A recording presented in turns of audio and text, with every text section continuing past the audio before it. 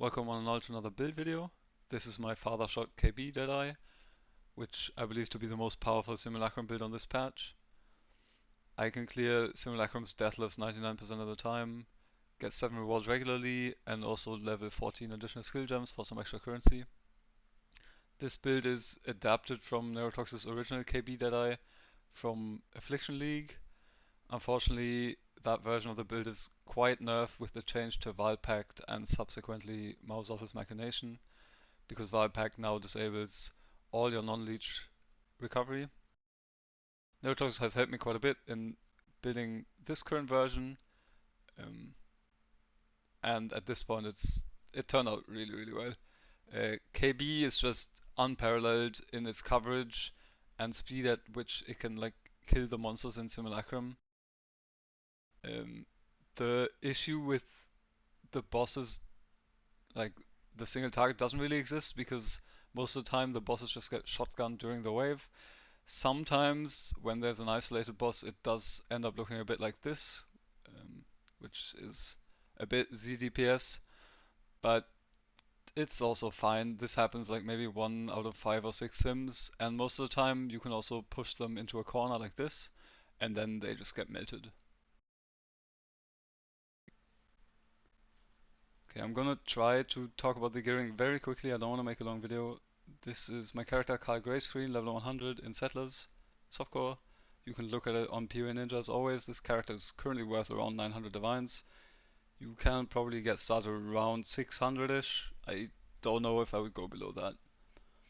I'm using the Fledgling with Farshot together with Deadeye's Farshot to get a lot of damage.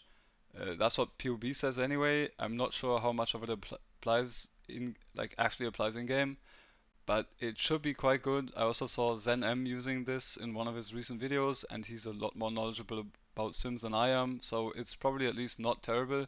Should be a lot of damage. KB is a 1 skill, so I'm using a wand. This is a wand. Triple AD prefixes, I recombinated this, and then I lost my mind trying to roll suffixes, so it's multi-modded. You can use a very shitty wand though. I use like a 650 DPS wand up to level 100 without the haunted mod. It's fine. This is way overkill. Using Nimbus for return approach, this is probably mandatory. You might be able to use return approach support, but I don't know, I probably wouldn't attempt it. Using Death Rush for recovery, this is really hard to beat with a rare ring. It just gives you a lot of recovery damage, some PDR and some Chaos Res. Yeah, it's quite good. Using the Utmost, this fits in quite well into my build because I need exactly 1 max res from it and it's just a shit ton of damage. You can, however, also use Defiance of Destiny, which should work quite well, especially on lower budgets because it's much better defensively. And you can also use Leadership's Price. Those are insanely cheap this league. You get better ailments and you can also drop Secrets of Suffering entirely, so you get 1 point back and the Jewel Socket. Very importantly, this is a stationary abuse build. I have Nature's Patience, which is OP. I have Lunaris and Tukohama, which are very good. I have Arctic Armor in here, and then I also have Horror Boots, which stack additively with Lunaris for a shit ton of damage reduction and extra damage while stationary. I don't know, this is just very good. You don't want to be moving anyway because you want to be watching a movie on your second screen. So you want to stand still, and you also have the best damage uptime if you're not moving around.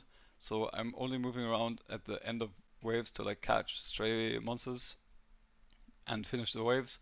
But other than that, I'm just standing still and holding down spacebar to cast KB.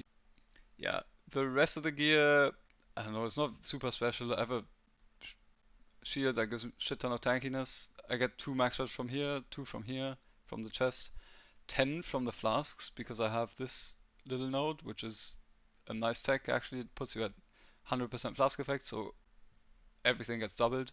Yeah, the shield also has crit DR, which is quite important, probably. The chest has some stuff. Avoid ailments and avoid stun in conjunction with avoid ailments with boots and the life wheel on the tree to get 100%.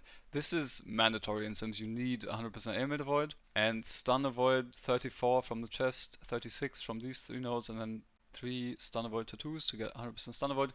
You can also do some flask suffixes for stun and ailment avoid, but you need to get it some way. the lethal pride is pretty important because you need endurance charges somehow.